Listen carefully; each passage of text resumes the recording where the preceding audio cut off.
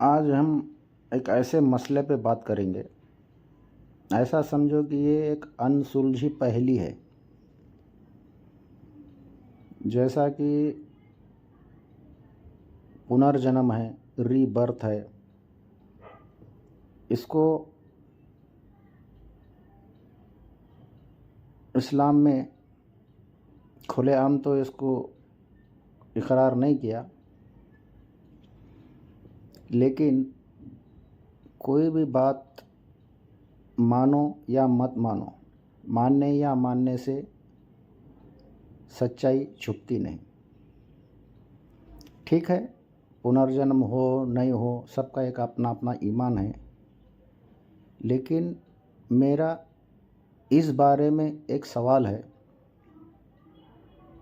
علماؤں سے، مفتیوں سے، مفسروں سے، چاہے جس سے، بس وہ میرا اس سوال کا جواب دے اطمینان سے، قرآن اور حدیث کی روشنی میں۔ پنرجنم قرآن کے اندر بہت سارے اس کے اشارے ملتے ہیں، اور حضور صلی اللہ علیہ وسلم کے حدیث سے بھی بہت سارے اشارے ملتے ہیں، لیکن اس پر غور و فکر کرنے کی ضرورت ہے۔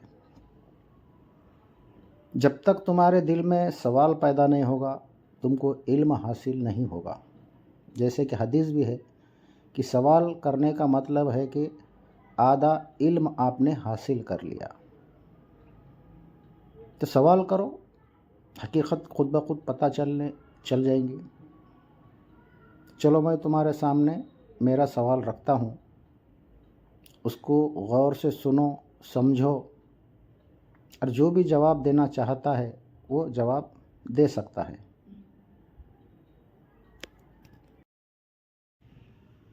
چلو ہم اب اپنے سوال کی طرف چلتے ہیں۔ صحیح بخاری کی حدیث ہے 3208، رسول صلی اللہ علیہ وسلم نے فرمایا، تم میں سے ہر ایک کا خلق سرجن اس کی ماں کے پیٹ میں 40 دن تک جمع نطفے کے روپ میں ہوتا ہے، پھر 40 دن تک وہ علقہ بنتا ہے، پھر 40 دن تک گوشت کا لوتھڑا، پھر ایک فرشتہ بھیجا جاتا ہے جو اس کی روح پھونکتا ہے اور اسے 4 چیزیں لکھنے کا حکم دیا جاتا ہے۔ پہلا حکم اس کا رزق، دوسرا حکم اس کی عمر، تیسرا حکم اس کا عمل، چوتھا وہ بدبخت ہوگا یا نیک بخت۔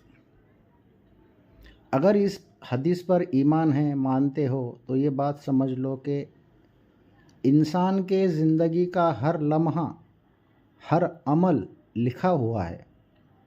زندگی، موت، رزق، سکھ، دکھ، اچھا ہوگا یا برا۔ اور یہ حدیث کی دلیل قرآن سے بھی ملتی ہے، جیسے سورہ نمبر 57 آیت نمبر 22، اللہ تعالیٰ فرما رہا ہے، کوئی بھی مصیبت زمین یا تمہارے جانوں پر نہیں آتی مگر ایک کتاب میں لکھی ہوئی ہے، اس سے پہلے کہ ہم اسے پیدا کریں۔ یہ آیت بھی کہہ رہی ہے کہ پیدا ہونے سے پہلے مصیبت، راحت، سب کچھ لکھا ہوا ہے۔ اب چلتے ہیں دوسرے پہلو کی طرف۔ اللہ تعالیٰ قرآن کے اندر فرما رہا ہے، سورہ نمبر 42 آیت نمبر 30، جیسا کہ تم پر جو بھی مصیبت آتی ہے، یعنی کہ انسان کی زندگی میں جو بھی مصیبت آتی ہے، راحت آتی ہے، سکھ ملتا ہے، دکھ ملتا ہے، وہ تمہارے اپنے ہاتھوں کے کمائے ہوئے کرموں کی وجہ سے ہوتی ہے۔ وہ اللہ بہت کچھ معاف بھی کر دیتا ہے۔ سورہ الشورى آیت نمبر 30، یہ آیت بتا رہی ہے کہ انسان کو جو بھی ملتا ہے، مصیبت، راحت، پریشانی، سب اس کے اعمالوں کا بدلہ ہے۔ اب سوال اٹھتا ہے، جب سب کچھ پیدا ہونے سے پہلے، یہاں پر بہت غور فکر بات کرو، یہی سوال کا جواب یہی ہے، جب سب کچھ پیدا ہونے سے پہلے لکھا ہوا ہے، مصیبت، راحت، موت، زندگی، بدبخت، نیک ہے یا بدبخت، اور دوسری آیت ہے کہ انسان کو جو بھی ملتا ہے اس کے اعمالوں کا بدلہ ہے۔ اب یہاں دونوں باتوں میں غور کرو، ایک تو پیدا ہونے کے پہلے اس کے اعمال، اس کی خوشی، اس کی سوکھ، اس کا دکھ لے کے جا رہا، اور پھر اللہ تعالیٰ کیا بول رہا ہے کہ انسانوں کو وہی ملتا ہے جو اس کے اعمالوں کا بدلہ ہے۔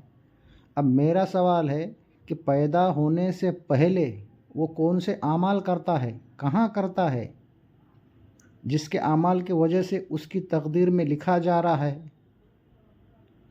سوچ سمجھ کر جواب دو، اور ان آیتوں پہ بھی غور کرو۔ جیسا کہ اللہ تعالیٰ قرآن میں بہت سے جگہ ری برتھ، پنرجنم، انسان کے دنیا میں دوبارہ آنے کے اشارے بہت ہے، صرف سمجھنا اور غور فکر کرنا ہے۔ جیسا کہ اللہ تعالیٰ قرآن میں فرما رہا، سورہ نمبر 74 آیت نمبر 38، ہر شخص اپنے اعمال کے بدلے میں گروی ہے۔ سوچو کہاں پر ہے؟ سورہ روم آیت نمبر 11، اللہ تعالیٰ ہی مخلوق کو ابتدا کرتا ہے، پھر وہی اسے دوبارہ پیدا کرے گا، پھر تم سب اس کی طرف لوٹ جاؤ گے۔ وہ دوبارہ پیدا کرے گا، اٹھائے گا نہیں۔ یہاں پیدا کرنے کا لفظ آیا، اس پر بھی غور کرو۔ سورہ کاف سورہ نمبر 50 آیت نمبر 15، کیا ہم پہلی بار کی پیدائش کرنے سے تھک گئے؟ بلکہ یہ لوگ نئی پیدائش کی طرف سے شک میں ہیں، یعنی کہ ہر مسلمان شک میں ہے، ایسا ہو سکتا کیا، پنرجنم ہو سکتا کیا، ری برتھ ہو سکتا کیا؟ لیکن اللہ فرما رہا کہ ہم کیا پہلی بار تھک گئے جو دوسری بار نہیں کریں گے؟ اس پہ بھی غور کرو۔ دوسری آیت، اللہ کا وعدہ سچا ہے، وہی پہلی بار پیدا کرتا ہے اور وہی دوبارہ پیدا کرے گا۔ اب اس آیت کے الفاظ پر غور کرو، پہلی بار پیدا کرتا ہے، وہی دوبارہ پیدا کریں گا۔ یہاں پیدا کرنے کا لفظ آیا، نہ کہ اٹھانے کا۔ دوسری آیت لو، سورہ نمبر 7 آیت نمبر 29، جس طرح اس نے پہلی بار پیدا کیا تھا اسی طرح ہم تم پھر سے پیدا ہوں گے، یعنی کہ پہلی بار جس طرح ہو گئے ماں کے پیٹ سے، اسی طرح دوبارہ پیدا ہوں گے۔ غور کرنے والی بات ہے، غور کرو۔ اور بہت ساری آیتیں ہیں، ان سارے آیتوں میں دوبارہ پیدا کرنے کا لفظ ہے، اسی طرح جیسے پہلے پیدا کیا گیا تھا۔ سوچو سمجھو غور کرو۔ آیتیں تو بہت ساری ہے، لیکن سب پیش کرنا ممکن نہیں ہے۔ قرآن اور حدیث کے حساب سے اور کچھ بزرگان دین قول کے حساب سے اگر دیکھا جائے تو پنرجنم کے ایسے کم سے کم